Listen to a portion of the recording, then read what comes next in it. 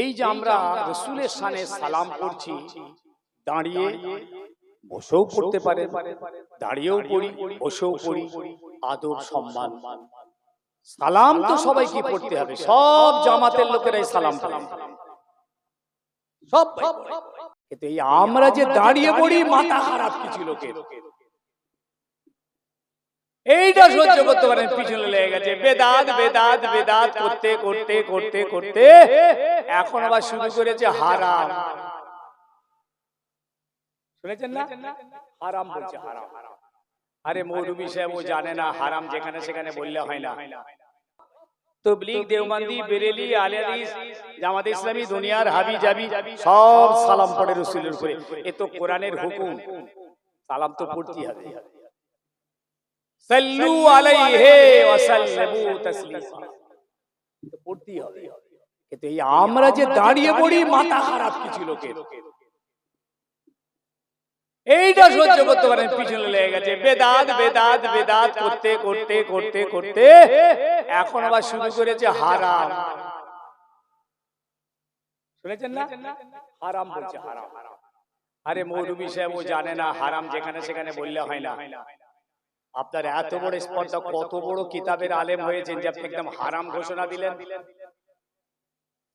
কোন আমলকে যদি হারাম বলে ঘোষণা করা হয়, তাহলে তার পক্ষে কোরআন এবং হাদিসে মোতাবার থেকে দলিল পেশ করতে হবে।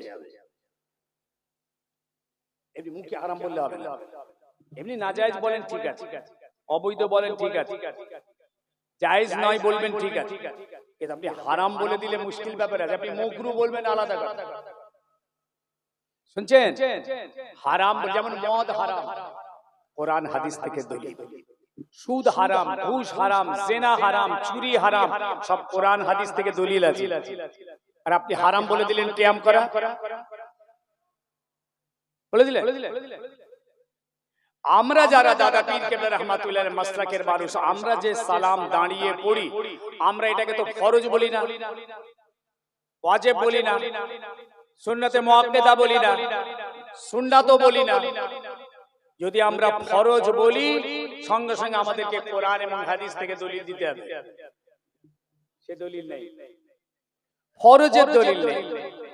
এই জন্য দাদা পীর কেবলা এটাকে ফরজ বলেননি, ওয়াজিব বলেননি, সুন্নতে মুআক্কাদা বলেননি, সুন্নাতও বলেননি, মুস্তাহসান জায়েজ বলেছেন। বাবা এটা করলে দোষ নেই, এটা করলে মজা আছে, শান্তি আছে, আরাম আছে, রাসূলের মহব্বত আছে, এই জন্য এটা করো।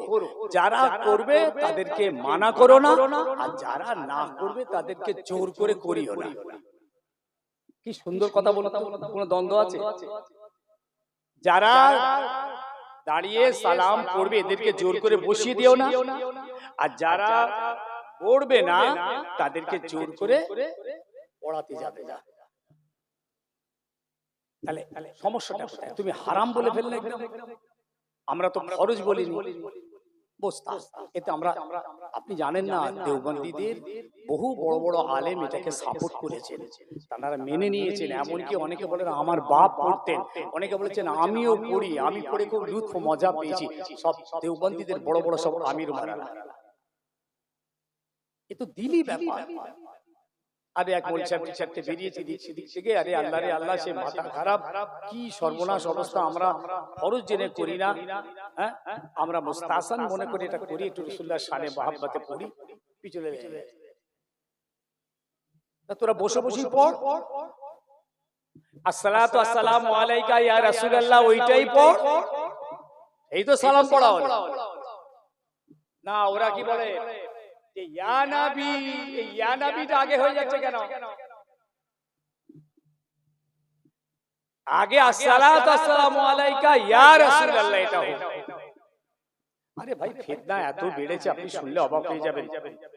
ফিতনা শেষ নেই, ঈমান আকীদা সব ধ্বংস হয়ে যাবে।